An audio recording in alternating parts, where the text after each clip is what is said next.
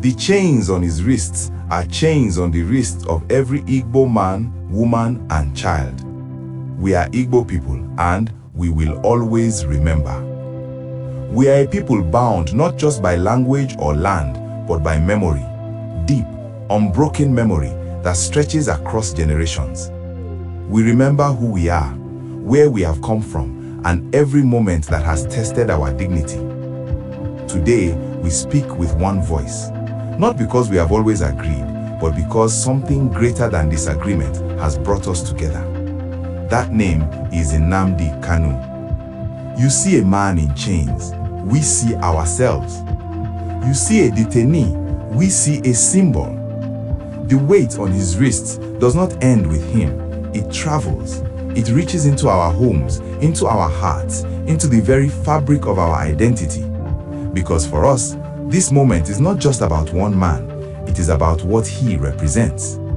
He has become a mirror, and in that mirror, we see our struggles, our fears, our questions, and our hope. We are not strangers to division. We have argued among ourselves. We have disagreed politically, culturally, even spiritually. But moments come in history when a people must rise above their differences, and this is one of those moments. In this era, he has become the thread that ties us together. Not because we are all the same, but because we feel the same weight. Some of us support him loudly, some of us quietly, some of us with caution. But deep down, there is a shared understanding. This moment matters. It matters because justice must not only exist, it must be seen. It matters because dignity is not negotiable. It matters because history is watching. And we are watching too. We are watching who speaks. We are watching who stays silent. We are watching who stands for fairness and who looks away. Because we remember. We have always remembered. We remember the past, not to live in it, but because it lives in us. Every experience, every struggle, every moment of perceived injustice becomes part of our collective story. And that story shapes how we see the present and how we prepare for the future. When the time of reckoning comes, and it always comes, it is not anger that will speak first. It is memory.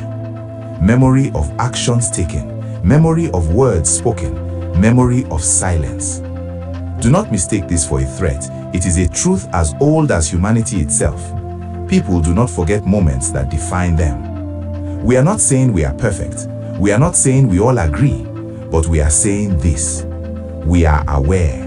We are awake. We are united in ways that even we did not expect. And in that unity, there is power. Not the power of violence, but the power of identity, of shared consciousness, of a people who understand that their story is still being written. The world may see this as politics, but to us, it is personal. Because when one of us becomes a symbol, we all become part of the meaning. So let it be known clearly and without confusion. We are watching, we are feeling, we are remembering. And when history turns its pages, as it always does, we will be there, reading every line, recalling every moment. We are Igbo people, and we do not forget. We are not just a people. You must understand this first. We are memory, we are spirit, we are history walking on 2 feet. Long before today, before this moment, before the noise and the arguments, we existed as a people who endured, who rebuilt, who carried pain without losing identity. We are a people who learned through fire and loss that survival is not enough. Dignity must survive too. And so when you look at Nnamdi Kanu, you may see a man, but we do not see only a man. We see a reflection. We see echoes of voices that came before him, voices that rose, that were challenged, that were silenced, that were remembered. We see a continuation of a story that did not begin today and will not end tomorrow. You see chains, we feel weight. Because those chains do not stop at his wrists. They travel across distance and settle quietly upon us, not physically, but deeply, in a place you cannot measure. A place where identity lives. A place where pride and pain coexist. And in that place, something has awakened. Do not misunderstand us, we have always been awake, but this moment has sharpened that awareness. It has gathered our scattered thoughts and focused them into something clearer, something stronger. For a long time, we were many voices. Now, we are beginning to sound like one. Not because we suddenly agree on everything, no. Igbo have never been strangers to debate. We question, we challenge, we argue. That is part of who we are. But beyond all of that, there is something deeper that binds us when it matters most. A shared understanding, a shared feeling, a shared question. Is this justice? And when that question arises, it does not belong to one man anymore. It belongs to all of us. Some of us speak loudly, some of us whisper, some of us observe in silence. But silence is not absence. Silence is often where the deepest thoughts are formed. And we are thinking. We are watching everything. We are watching the actions taken. We are watching the decisions made. We are watching the words spoken and the words carefully avoided.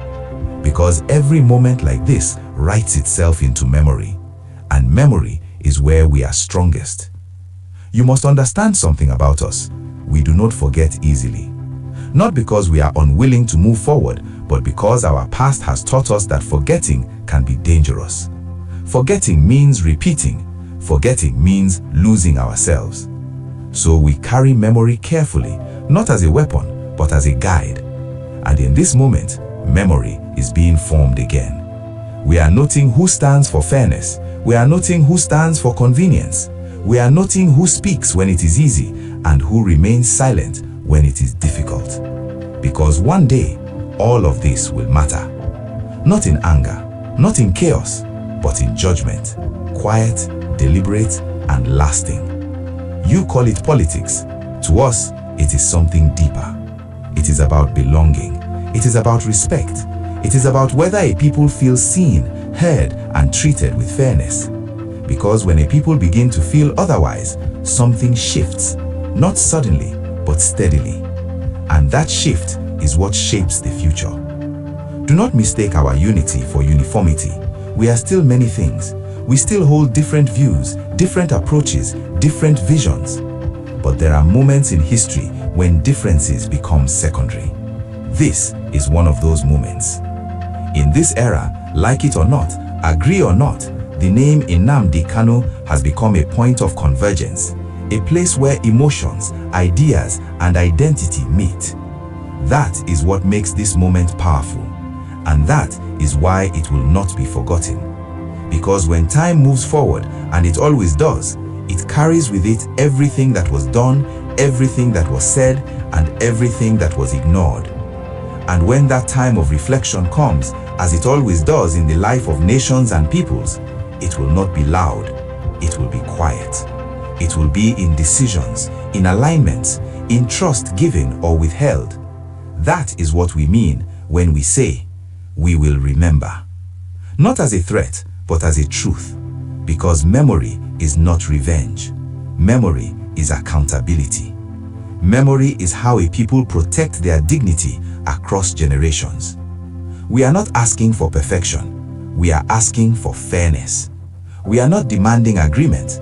We are demanding to be treated with the same standard that defines justice everywhere. And until that standard feels real, truly real, we will continue to watch, to feel, to think, and yes, to remember. We are Igbo people. We have endured, we have rebuilt, we have adapted. And through it all, one thing has remained constant. We do not lose ourselves. So understand this clearly, without confusion, without distortion. This moment matters. This memory will last. This voice will not fade. We are still here. We are still watching. We are still becoming. And when history speaks, as it always does, it will find us there, remembering every line. Stay tuned.